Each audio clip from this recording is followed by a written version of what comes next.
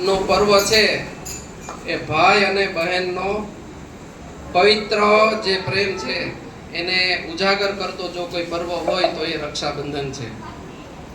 બેન છે એ કાચા સૂતરના તાંતડે સરસ મજાની રાખડી બનાવી અને પોતાના ભાઈને છે એ પ્રેમથી બાંધવા માટે જાય છે. બરાબર? તો બેન જ્યારે ભાઈ પાસે રાખડી બાંધવા જતી હોય છે ત્યારે બેનને કોઈ પણ પ્રકારની અપેક્ષા ભાઈ પાસે રાખતી નથી કે મારો ભાઈ છે મને આ વસ્તુ આપે, મને કંઈક આપશે, મને કોઈ વસ્તુ આપે, પૈસા આપે અથવા તો કંઈ ઘરેણા કરાવી દે. આવી અપેક્ષા ક્યારેય બેન છે એ પોતાના ભાઈ પાસેથી રાખતી નથી. પરંતુ બેન છે એ પોતાના ભાઈ માટે ઘણું બધું માંગે છે ભગવાન પાસે. શું માંગે છે? કે મારા વીરાને, મારો જે માડી જાયો ભાઈ છે એ ભાઈને એનું આયુષ્ય છે એ સૌથી વધારે મળે. મારો ભાઈ છે એ નિરોગી રહે, તંદુરસ્ત રહે. આવું છે એ બેન છે એ મનોમન ભગવાનને પ્રાર્થના કરતી હોય છે. તો બેનને છે એ ક્યારેય આપણે જે બેનને પોતાનો ભાઈ ન હોય તે બેનને આપણે ક્યારેય મેણું મારવું જોઈએ નહીં. શા માટે? કારણ કે બેનને જો એના ભાઈ વિશે મેણું મારવામાં આવે, કંઈક કહેવામાં આવે, ભાઈ ન હોય અને એવું કહેવામાં આવે કે ભાઈ તને ભાઈ નથી, તો આ જે વસ્તુ છે એ આ વાત બેન છે એ ક્યારેય સહન કરી શકતી નથી. આવું મેણું વાગે ત્યારે બેનના હૃદયમાં છે એ ગાંઠ પડી જતી હોય છે. અને આ ભાઈ બેનના સંબંધ છે કે બેન બેનના સંબંધ છે એ આ કુદરતના હાથની વાત છે. બરાબર? આ કોઈ હાથની વસ્તુ નથી. એટલે આવું ક્યારેય કોઈ પણ જેને ભાઈ ન હોય એને ક્યારેય આવી વસ્તુ ક્યારેય કોઈ બોલતા નહીં. હવે બેનને છે એ પોતાનો ભાઈ ક્યારે યાદ આવે છે? 3 પ્રસંગોમાં છે એ બેનને એનો ભાઈ છે એ ખૂબ યાદ આવે છે. પહેલા તો ભાઈ બીજનો જ્યારે ભાઈ બીજ આવતી હોય છે ત્યારે બેનને છે પોતાનો ભાઈ યાદ આવે. ત્યાર પછી આપણો જે તહેવાર છે આવતીકાલનો રક્ષાબંધનનો પર્વ, ત્યારે અને જ્યારે બેન સાસરિયામાં હોય છે અને પોતાના ઘરે સરસ મજાનો પ્રસંગ થતો હોય ત્યારે છે બેનને પોતાના ભાઈની ખૂબ યાદ આવતી હોય. બેનને પોતાના સાસરિયાની અંદર સુખ સમૃદ્ધિ જાહો જલાલી હોય, કાંઈ ઘટતું ન હોય. બરાબર? પણ એ એના ઘરે જ્યારે પ્રસંગ આવતો હોય ત્યારે ચોક્કસ એના ભાઈના મામેરાની રાહ જોઈને બેઠી હોય છે. શા માટે? એ મામેરામાં કંઈક લઈ આવશે મોટી વસ્તુ કે શું લઈ આવશે એની રાહ જોતી નથી. પણ મારો મામેરિયો આવી ગયો, મારો ભાઈ આવી ગયો, મારો વીરો આવી ગયો, મારી માડી છાયો ભાઈ આવ્યો. આનો આનંદ છે એ બેનને ખૂબ હોય છે. બરાબર? એટલે આ ભાઈ અને બેનનો આ પવિત્ર સંબંધ છે. બેનને બની શકે તો આપણાથી જેટલું બને તેટલું આપવું જોઈએ. કારણ કે બેન જ એક એવો સંબંધ છે જે બધું જ પોતાના પિયરિયામાં છોડી અને સાસરિયામાં જતી રહી છે. કોઈ પણ પ્રકારની અપેક્ષા રાખતી નથી. કોઈ પણ પ્રકારનો ગમે એવી સંપત્તિ હોય પોતાના પિતાને ત્યાં બધી પોતાના ભાઈને સમર્પિત કરી અને સાસરિયામાં ચાલી જતી હોય છે. એટલે એના માટેનો એક મારે સરસ મજાનો નાનકડો એવો પ્રસંગ છે. હું ખૂબ લાંબો નહીં કહું, ટૂંકમાં જ બતાવું. અને એ વાસ્તવિક બનેલો પ્રસંગ છે એટલે મારે અહીંયા અને ભાઈ અને બહેનનો છે અને હકીકત રિયલી બનેલી ઘટના છે. બરાબર? અને આ જે ઘટના છે ને એ આપણે રક્ષાબંધન બને ત્યાં સુધી આપણા હિન્દુ ધર્મમાં ઉજવાતો હોય. બરાબર? પરંતુ આ જે ઘટના છે એ મુસ્લિમ ધર્મની છે અને મુસ્લિમ ધર્મના ભાઈ અને બહેનનો જે સંબંધ કેવો હોય એની વાત છે. એક રઘોડી નદીના કાંઠે પીપલાણા નામનું ગામ હોય છે અને ત્યાં એક રૈયા મૈયા અને રૈયા ગોરી આવા બે ભાઈ બહેન હોય છે. એના વાસ્તવિક નામ તો નથી હોતા, પણ આવી રીતે એના નામ છે રાખવામાં આવે છે. એટલે રૈયા મૈયા અને રૈયા ગોરી, બરાબર છે. આવી રીતે બંને ભાઈ બહેન છે એ નાનપણમાં જ હોય છે ત્યારે એના માતા પિતા છે એ એને છોડી અને આ દુનિયામાંથી અલવિદા થઈ જાય છે, મૃત્યુ પામી જાય છે. અને ધીરે ધીરે આ બંને ભાઈ બહેનો છે એ મોટા થાય છે. એટલે આ ભાઈ છે એ ઉંમરમાં મોટા હોય છે અને રૈયા મૈયા છે એ મોટા હોય છે અને રૈયા ગોરી એ એની બેન નાની હોય છે. એટલે રૈયા મૈયા એની બેનને ખૂબ પ્રેમ કરે છે અને ખૂબ જતન રાખી અને એને લાડકોડથી ઉછેર કરે છે. એની માં નથી કે એના પિતા નથી એવી એની ઓછપ આવવા દેતા નથી. આવી રીતે સમય પસાર થતો જાય છે. ધીરે ધીરે સમય પસાર થતા થતા 20 વર્ષ થઈ જાય છે. એટલે સમાજમાં એવી વાત થાય છે કે હવે આ રૈયા મૈયા મોટો થઈ જાય છે, ઉંમર લાયક થઈ ગયો છે, એટલે આપણે એની નિકાહ કરી દેવી જોઈએ, બરાબર. એટલે બધા આગેવાનો ભેગા થાય છે અને રૈયા મૈયાની નિકાહ છે એનું આયોજન કરવામાં આવે અને એની નિકાહ કરી દેવામાં આવે છે. નિકાહ થઈ જાય છે અને આ ભાઈ બહેનની વચ્ચે છે એ રૈયા મૈયાની પત્ની છે એ દાખલ થાય છે. ત્યારે એની રૈયા મૈયાની જે આ પત્ની એ પણ દૂર દૂરથી સાંભળેલું હોય છે કે ભાઈ આ રૈયા મૈયા એની બેન છે નાનકડી વહાલ છોઈ બેન, એને ખૂબ જ પ્રેમ કરે છે, એનું બહુ ધ્યાન રાખે છે. અને પછી તો આ પેલી પત્ની છે એ વાસ્તવિક જોઈ છે તો ખરેખર ખૂબ જ એનું ધ્યાન રાખે છે અને બેનને લાડકોડથી એ એટલો બધો પ્રેમ કરતો હોય છે. એક દિવસ બેન છે એ આંગણામાં રમતી હોય છે અને રૈયા મૈયા છે એ ઓસરીના જે પગથિયા હતા ત્યાં બેઠો બેઠો પોતાની બેનને રમતા રમતા જુએ છે. ત્યારે પેલી પત્ની છે એ નવા નવા લગ્ન થયેલા હતા એટલે પેલી પત્ની છે એ બે મીઠી વાતો મારા પતિ સાથે કરું એવી અપેક્ષા લઈ અને પોતાના પતિની બાજુમાં છે બેસી જાય છે. અને બેસે છે ત્યાં તો રૈયા મૈયા શું કહે છે કે મારી બેનનું તું ધ્યાન રાખે છે ને, બરાબર. મારી બેનને કોઈ પણ પ્રકારની તું કઈ ઓછપ તો નથી આવવા દેતી ને. મારી બેનને શું ભાવે છે એ તને ખબર છે ને. મારી બેનને જે ભાવતું હોય એ તું બનાવી દેજે. તારે મારી બેનનું ખૂબ જ ધ્યાન રાખવાનું છે. હજી તો પેલી પત્ની પોતાની વાત લઈને જાય છે કે રૈયા મૈયા પોતાની બેન વિશેની આવી નાની નાની ઘણી બધી વાતો કહી છે. એટલે પેલી પત્નીને છે આવા બધા એની બેન વિશેના બધું વાતો સાંભળી અને ખરેખર એની પત્ની દુખી થાય છે કે મારા નવા નવા લગ્ન થયા છે, એની જે બેન છે એને પોતે પ્રેમ કરે છે એ બરાબર છે, પણ મને કોઈ પણ પ્રકારની મારી સાથે પ્રેમથી વાતો કેમ નથી કરતા. અને એની બેનને તો એટલો બધો પ્રેમ કરે છે એટલે થોડુંક એને લાગી આવે છે, બરાબર છે. એટલે એને ખૂબ થોડી એ રૈયા મૈયાની પત્નીને આવી રીતે થોડીક દુખી રહે છે. સમય પસાર થતો જાય છે એવામાં પેલી એની બહેન છે એ સમય પસાર થાય એટલે એ પણ ઉંમર લાયક થવાની જ છે.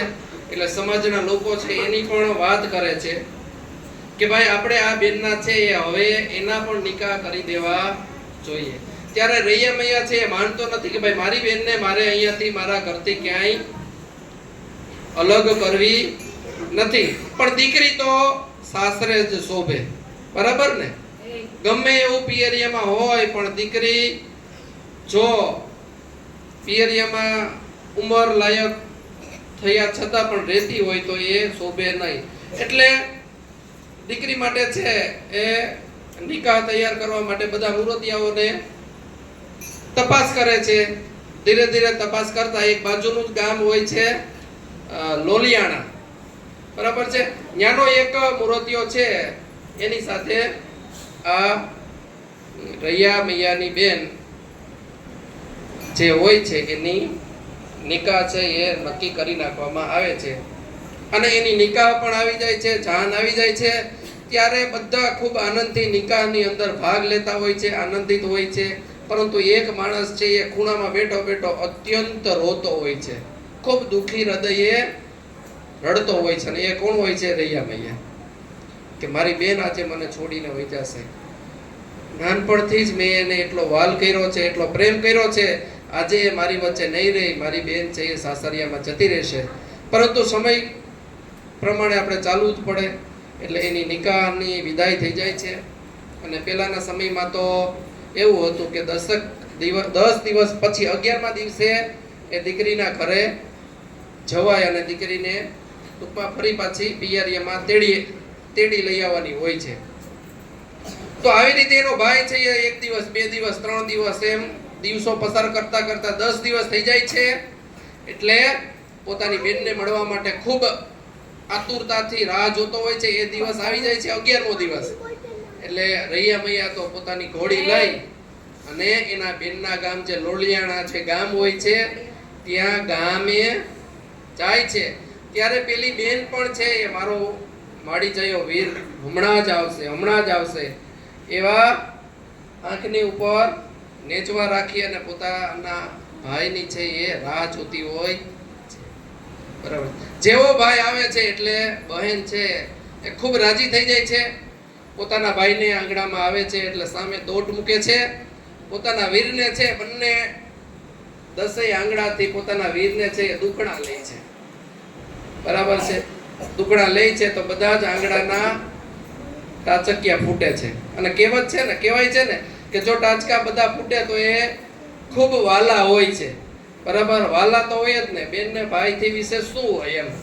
એટલે ભાઈને અંદર લઈ જાય છે, આગતા સ્વાગતા કરે છે, સરસ મજાનું જમાડે છે. 1 દિવસ થઈ જાય છે, 2 દિવસ થઈ જાય છે બેનના ઘરે. અને આ જે બેન હોય છે ને એનો પતિ પણ એટલો જ પ્રેમાળ અને સરસ લાગણીશીલ માણસ હોય છે. એટલે આ રૈયા મૈયા અને એના બનેવી એની પણ મિત્રતા થઈ જાય છે. એને ખૂબ સમજી શકે એવો પતિ મળ્યો તો એની બેનનો. એટલે પોતે રૈયા મૈયાને થોડુંક આમ શાંતિ હતી કે મારી બેન તો છે સુખી, એમ સમજી શકે એવો જ ભાઈ છે. બરાબર. એટલે જેવા રૈયા મૈયા જવાની તૈયારી કરે ત્યાં એના બંનેવી કહે છે કે રોકાઈ જાવ, આજે તો રોકાઈ જાવ. એવા 2 દિવસના 4 દિવસ થઈ ગયા, 5 દિવસ થઈ ગયા. 5 દિવસ થઈ જાય છે એટલે પેલા રૈયા મૈયાની બેન છે એની જે નણંદ હતી એ શું કહે છે કે ભાભીબા તમે મારા ભાઈની સાથે તમે પરણીને આવ્યા છો કે તમે ભાઈ બેન પરણીને આવ્યા છો? આવી રીતે એને મેણું માળે છે. એટલે પેલા બેનથી આ વસ્તુ સહન થતી નથી. બરાબર છે. ભાઈ વિશેની વાત છે ને ભાઈ, આ બેન ક્યારેય સહન કરી શકતી નથી. એટલે પેલા બેન તો એના ભાઈને ફટાફટ બોલાવે છે અને કહે છે કે ભાઈ હવે તમે અહીંથી જતા રહ્યો તો સારું, હવે મારાથી સહન નથી થતું. ત્યારે પેલા ભાઈ કહે છે કે શું અચાનક આવી રીતે તું કેમ બોલે છે, શું થયું છે? ત્યારે એ આખી માંડીને વાત કરે છે કે મારી નણંદ છે આવી રીતે મને કહે છે, આવું મેણું મારે છે. એટલે ભાઈ હવે તમે આવતી વહેલી સવારે છે એ જતા રહેજો, આજે તો અત્યારે તો રાત થઈ ગઈ છે. ત્યારે તેનો ભાઈ છે એના બનેવીને વાત કરે છે અને એના સમાજના આગેવાનોને બધા આગેવાનોને બોલાવે છે. શા માટે બોલાવે છે? એને માંડીને વ્યવસ્થિત વાત કરવી હતી. શું વાત કરવી હતી? બધા આગેવાનો આવે છે અને વાત કરે છે. એના બનેવીને કહે છે કે બનેવી, અમારા ભાઈ બહેનનો પ્રેમ છે એ ખૂબ જ અત્યંત લાગણીશીલ અને ખૂબ જ ઊંડાણપૂર્વકનો અમારો ભાઈ બહેનનો પ્રેમ છે. તો અમે ભાઈ બહેન છે એ ક્યારેય સાથે તો રહી નથી શકવાના. બરાબર. પણ મારી જે એક ઈચ્છા છે એ તમે પૂરી કરો તો સારું. તમે અહીંયા તમારા લોલિયાણા ગામના પાદરની અંદર એક સરસ મજાનો મકબરો તો નહીં પણ એને શું કહેવાય, મિનારો તૈયાર કરાવો. મિનારો એને કહેવાય કે જે સૌથી ઊંચો હોય. બરાબર. ઘણા બધા માળનો નાનો એવો પણ ઊંચો હોય. તમે અહીંયા મિનારો તૈયાર કરાવો, હું મારા ગામમાં પીપલાણાની અંદર મારા ગામના પાદરમાં હું મિનારો તૈયાર કરાવું. તો કે આવું કેમ? ત્યારે રૈયા મૈયાની બેન દોડતી ત્યાં આવે છે આગેવાનોની વચ્ચે અને કહે છે કે હા મારો જે ભાઈ કહે છે એ વાત સાચી છે. હું અહીંયા મિનારાની અંદરથી પગથિયામાં ચડીને છેક મિનારાની ટોચ ઉપર જઈ અને હું અહીંયાથી દીવો કરીશ અને મારો ભાઈ છે એ સામે જે પીપલાણા ગામ હોય છે ત્યાં એના ગામથી ત્યાં જઈ અને એ દીવો કરશે. અમે સામે દીવો જોઈ લેશું એટલે એવું માનશું કે મારા ભાઈ બહેનનું મિલન છે એ થઈ ગયું છે. એટલે ત્યારે કાંઈ વાંધો નહીં, ઓલા ભાઈ છે એના બંનેવી તૈયાર થઈ જાય છે કે કાંઈ વાંધો નહીં, હું મિનારો તૈયાર કરાવું છું, તમે ત્યાં મિનારો તૈયાર કરાવો. બરાબર, સમય પસાર થાય છે, ભાઈ વહી જાય છે, વાત પ્રમાણે મિનારા તૈયાર થઈ જાય છે. અને એની એક ખાસિયત શું હતી કે દરરોજ સાંજે ભાઈ બહેન દીવો અંધારું થાય એટલે દીવો કરવાનો અને દીવો સામે જોયા પછી જ સાંજનું ભોજન કરવાનું. આ વાસ્તવિકતા બનેલી ઘટના છે, આ કોઈ બનાવેલી નથી. બરાબર, એટલે દરરોજ છે એ બેન સાંજનો સમય થઈ જાય છે, જમવાનું ભોજન તૈયાર થાય એટલે બેન મિનારાના પગથિયા ચડીને છેક મિનારાની ટોચ ઉપર જાય છે અને સરસ મજાનો દીવો કરે છે. પેલો ભાઈ પણ દીવો તૈયાર કરી અને મિનારા ઉપર ટોચ ઉપર જાય છે એટલે સામે દીવા પ્રગટ થઈ જાય છે. સામે દીવા ભાઈ બહેન જોઈ અને બંને ભાઈ બહેનનું સ્નેહ મિલન થઈ ગયું છે એવું સમજી અને નીચે ઉતરે છે અને પછી ભોજન જમી લે છે. આવી રીતે 1 દિવસ 2 દિવસ 3 દિવસ દિવસો પસાર થતા જાય છે. બરાબર છે. રૈયા મૈયાને એક દિવસ છે એ ગામોત્રે જવાનું થયું. અષાઢ મહિનો હતો, ઝરમર વરસાદ વરસતો હતો અને રૈયા મૈયાને થોડુંક આવવામાં મોડું થાય એમ હતું એટલે રૈયા મૈયાએ એની પત્નીને કીધું કે આમ જો સાંભળ, મારે આવવામાં મોડું થાય તો તું મિનારા ઉપર જઈ અને ભૂલ્યા વગર જો અંધારું થાય એટલે દીવો કરી આવજે, ભૂલતી નહીં. બાકી મારી બેન છે એ રાહ જોઈને થાકી જશે. બરાબર, ત્યારે પેલી પત્ની કહે છે કે તમે ચિંતા કરો માં, હું દીવો યાદ કરીને કરી આવીશ. એટલે પેલા ભાઈને આવવામાં રૈયા મૈયાને મોડું થાય છે, પેલી પત્નીને યાદ આવતું નથી. સાંજ થઈ જાય છે, દીવો કરવાનું યાદ નથી આવતું અને આખા દિવસના કામકાજમાં થાકી ગઈ હોય છે અને નીંદર આવી જાય છે. અંધારું થઈ જાય છે. પેલી બેન છે એ દીવો કરવા માટે આવી જાય છે મિનારા ઉપર અને મિનારા ઉપર દીવો કરવા આવે છે ત્યારે એના ભાઈનો દીવો દેખાતો નથી. એટલે એના ભાઈનો દીવો દેખાતો નથી એટલે થોડીક વાર રાહ જુએ છે. પછી એ બેન એવું નક્કી કરે છે કે આજે મારો ભાઈ છે, મારો માડી જાયો વીર આજે દીવો કરવા ન આવ્યો એટલે કંઈક અઘટિત ઘટના બની હોવી જોઈએ. મારો ભાઈ આ દુનિયામાં જો ન હોય તો જ આજે મારો ભાઈ દીવો કરવા ન આવ્યો હોય એવું બેન છે એ પોતે મનોમન નક્કી કરી લે છે અને એ દીવો તો બેન કરી દે છે. દીવો ધીરે ધીરે બુઝાતો જાય છે. એવી જ રીતે બેનની ધીરજ પણ પૂરી થતી જાય છે. દીવો આ બાજુ ઓલાઈ જાય છે અને બેન છે મિનારા ઉપરથી નીચે પડી જાય છે અને પોતાના પ્રાણ ત્યજી દે છે. હવે સાંભળવા જેવું છે. આ બાજુ બેન છે એ મિનારા ઉપરથી પડી જાય છે અને એના પ્રાણ પંખીડા ઉડી જાય છે. એવામાં પેલો રૈયા મૈયા છે એ અડધી રાતે આવી જાય છે. બરાબર, અને આવી અને ફટાફટ એક જ શબ્દ બોલે છે. શું બોલે છે? તે દીવો તો કર્યો હતો ને મિનારા ઉપર, ત્યારે પેલી પત્નીને ત્યારે યાદ આવે છે કે ના દીવો તો રહી ગયો છે, મારાથી ભૂલ થઈ ગઈ છે. ત્યારે ફટાફટ રૈયા મૈયા છે દીવો તૈયાર કરી અને દીવો લઈને આવે છે. ત્યારે સામે દીવો દેખાતો નથી એની બેનનો. ત્યારે રૈયા મૈયા પણ એવું જ વિચારે છે જેવું બેને વિચાર્યું હતું એવું કે આજે જો આ દુનિયાની અંદર મારી બેન ન હોય તો જ આ દીવો ન હોય. એટલે રૈયા મૈયા પણ એની બેનની જેવું જ વિચારે છે અને રૈયા મૈયા પણ ત્યાંથી મિનારા ઉપરથી મારી બેન આ દુનિયામાં હયાત નથી એવું સમજી અને ત્યાંથી એ પોતે કૂદકો મારે છે અને એ પણ પ્રાણ ત્યજી દે છે. તો ભાઈ બેન છે એ ભાઈ માટે પ્રાણ ત્યજી દે અને ભાઈ બેન માટે પ્રાણ ત્યજી દે. આ ઘટના બનેલી વાસ્તવિક ઘટના છે અને આ ભાઈ બહેનનો સંબંધ છે. બરાબર? તો આવા ભાઈ બહેનના સંબંધને છે એ હંમેશને માટે આપણે ટકાવી રાખતા હોઈએ છીએ. અને ભાઈ છે એ બેનને પણ એટલો જ અથાગ પ્રેમ કરતો હોય છે. બેન જો રાખડી બાંધવા ન પહોંચે ને તો બેન છે એ પોસ્ટમાં અત્યારે કવરની અંદર રાખડી પેક કરી અને પોસ્ટમાં મોકલાવે છે. જો બેન ન આવવાની હોય ને તો પેલો ભાઈ પણ એની બેનની રાખડી આવશે એની રાહમાં એકવાર, બે વાર, 3 વાર પોસ્ટ ઓફિસે ધક્કા ખાઈને રાહ જોતો હોય છે. પોસ્ટમેનને પૂછતા હોય છે કે મારી બેનની રાખડી આવી ગઈ? અને જો કદાચ રાખડી ન મળે ને તો પોતે શું વિચારે કે જો આ પોસ્ટમાં કંઈક રાખડી મોકલવામાં કંઈક મિસ્ટેક થઈ ગઈ હશે, સરનામામાં ભૂલ હશે, બાકી મારી બેન રાખડી ન મોકલાવે એવું તો બને જ નહીં. અને રક્ષાબંધનના દિવસે જે ભાઈને એની બેન નથી હોતી ત્યારે તે દિવસે એની બેનને ખૂબ જ યાદ આવે છે અને બહેનો છે એ ભાઈને રાખડી બાંધતી હોય છે ત્યારે એને જોઈને ખૂબ દુઃખી થતા હોય છે.